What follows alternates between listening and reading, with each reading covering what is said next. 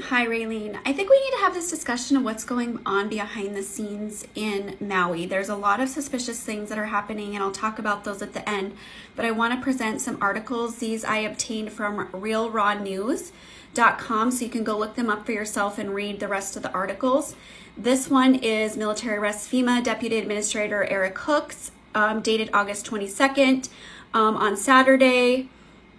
The article says that he was arrested on charges of treason, alleging in a 34-page indictment that he and his boss, Diane Criswell, ordered agents in Maui to deny fire victims food and water, to inhibit civilian relief efforts, to stop by any means necessary displaced persons from exiting fire-ravaged Lahaina, and to dispose of bodies as discriminately as possible.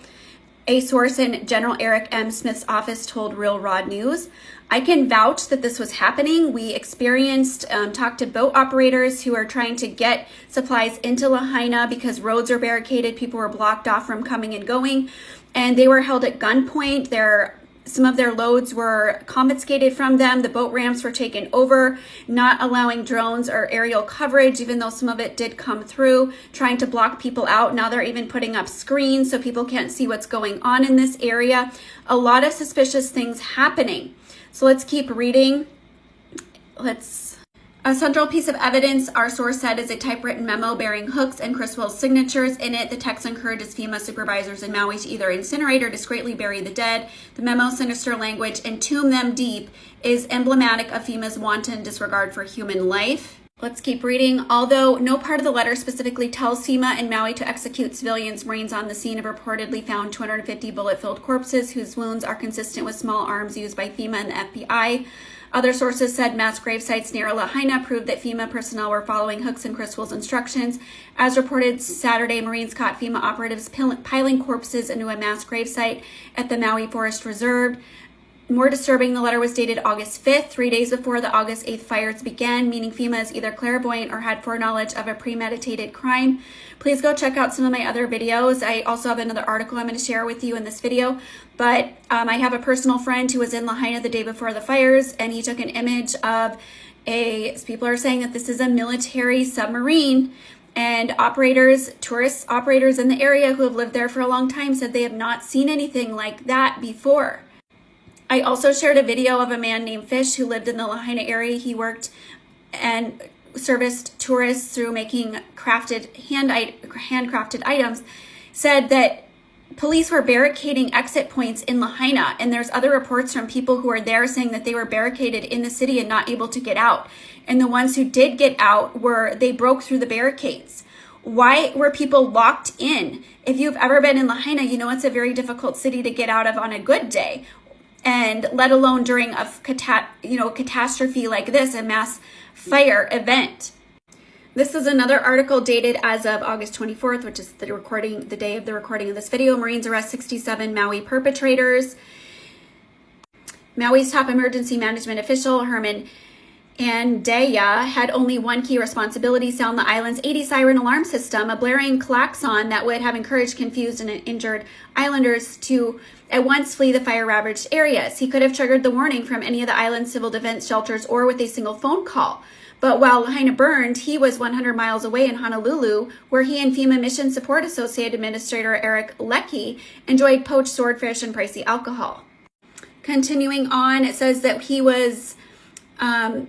General Smith commanded his arrest on Tuesday on treason charges, days after he resigned amid public criticism for not sounding the alarm. And just to be on the record, the governor and him are fully standing by his choice to not sound the alarm, which resulted in at least, I would say, over 1,300 deaths of humans, not to mention, I believe, at least over almost 600 animals. And he defended his decision, saying that people are so dumb that they would run right into the fires because they would think it was a tsunami, even though it's documented that this alarm system is for any type of warning, for fires, for missiles, for anything going on. And he was apprehended at Dillinger Airfield on the northwest tip of Oahu while awaiting the arrival of a Cessna 310 to ferry him to Kauai for unknown reasons. He reportedly tried to abscond on foot but was quickly subdued and arrested. There is some footage. It says footage is definitive. It shows Andaya giving Eric Leckie a tour of Lahaina, advising him where to set up barricades to keep citizens trapped in what would become the disaster zone. Most of what we have come from citizens who escaped FEMA's blockade, our source said. And you can go read the rest of this article. But again, there are many reports of people who are on the ground saying that there were blockades set up all over the city during these fires. Why would that be? No alarms went off. Water was turned off, so they couldn't fight the fires. Local citizens who had their own water trucks were working to fight the fires. They had water in their water trucks, and that was it. In addition, no cell service. It was a complete blackout zone. No internet, no water, no electricity. So what were these people to do? And then after this horrible tragedy happened and it was a complete blackout, I live in Kihei, and we had no idea that Lahaina was burning to the ground and that these fires were this out of control because we were not receiving alerts either. And Maui tends to send alerts for every little thing, yet during this huge catastrophe where 5 fires happened to start all at once on the same day at different parts of the island very far from each other, no alerts, no power, no water. It is extremely suspicious. Kids home from school, submarine in the water the day before that was determined. Some people say that it was a military submarine. Go look for yourself in my video and make your own opinion on that. And some people are saying that this is ludicrous and this is not true. I do believe that this is actually happening behind the scenes. I think we're in the middle of the apocalypse, which is a great unveiling where the darkness and the dark strongholds that have been taking over humanity for many thousands of years are finally being exposed. And this is ground zero.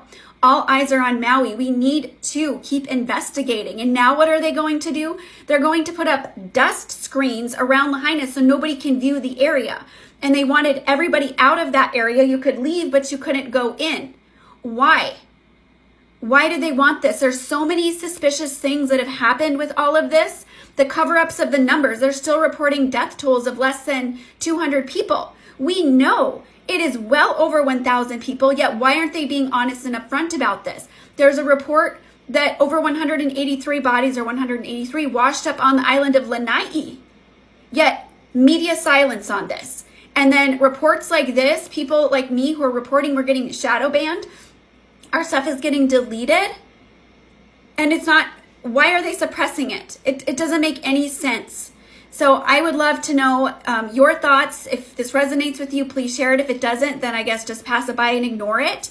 But I think more and more is going to keep coming out. We will start to see beyond the veil, the things that have been hidden from us. And hopefully by now, it's pretty clear that the government was a mass failure at this catastrophe. At every turn, they were trying to stop any type of aid, and the only aid that the people really received, and the people on the ground receiving the aid can vouch for this, was the local grassroots efforts.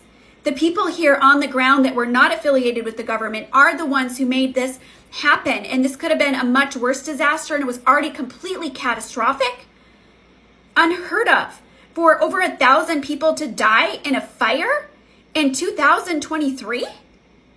Look at the last time there was a death toll that high in a fire, when there were barricades and complete blackout. This is pure insanity. So I appreciate you. Thank you. Please share, get the word out on this. And again, this is from realrawnews.com.